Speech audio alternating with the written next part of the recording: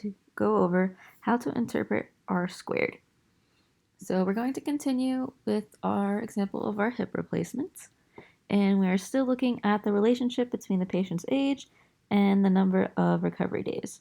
So if we look over here, if you scroll all the way down to the bottom, you can see coefficient of determination R squared. So our R squared in this case is 17.2%.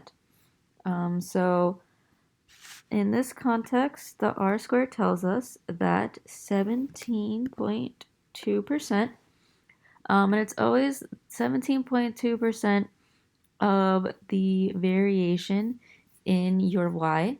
So in this case, the variation in recovery days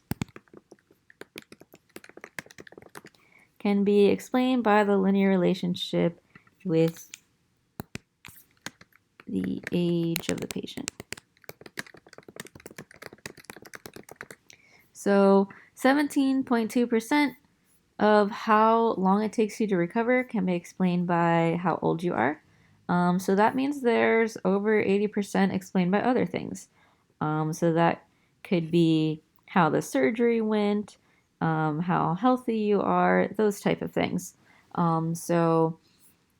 Again, when you're doing this, you're always going to say that your percent of the variation in your Y is explained by the X value. And this one, again, is not very high. That just means there's a lot of other factors that go into the recovery time of getting your hip replaced.